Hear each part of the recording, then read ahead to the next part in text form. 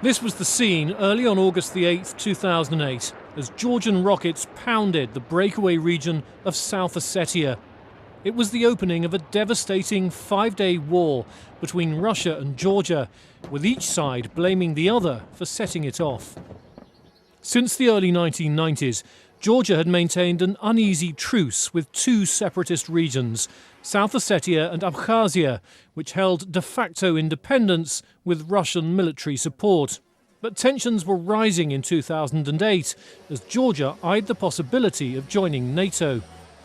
When Russia sent additional forces to Abkhazia, Georgian President Mikhail Saakashvili saw it as a move to seize the enclave. We think what has been done in legal terms recently amounts to annexation, and what is being done right now as we speak amounts to aggressive acts. After months of escalation and skirmishes, the situation spiraled into all-out war. Tbilisi claimed Russian forces moved on South Ossetia before Georgian forces began an assault aimed at retaking the region. But Moscow accused the Georgians of firing first.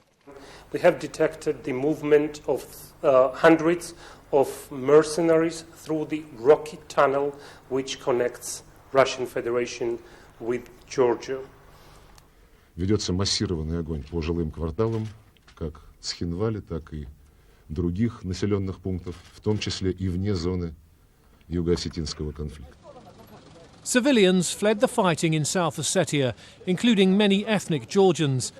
By August 10th, outnumbered Georgian forces withdrew from the territory. But another front had opened up.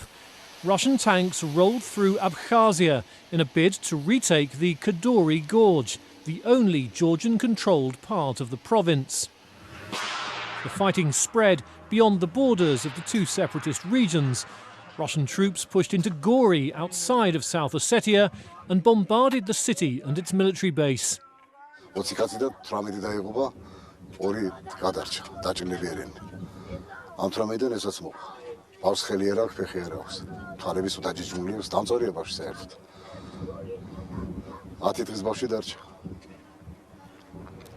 The conflict, and particularly the Russian incursion into Georgia, provoked alarm among Western leaders.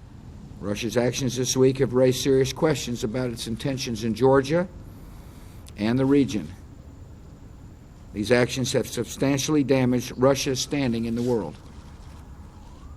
And these actions jeopardize Russia's relations with the United States and Europe. On August the 12th, Russian President Dmitry Medvedev ordered a cessation of hostilities in keeping with an EU-brokered peace plan. That did not put an immediate end to the fighting, nor to reports of looting and lawlessness. But a week later, Russian troops began leaving Gori in what Moscow said was the start of a pullback demanded by Western powers. Some civilians began returning home, though many displaced people were never able to return.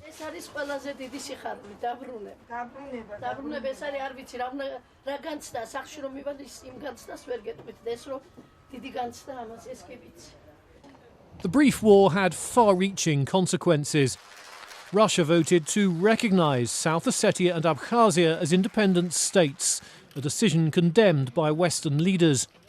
Russian troops remained in force in both regions, which Tbilisi considers occupied territories. The fighting left hundreds dead and tens of thousands displaced, and reasserted Russia's military dominance in the region.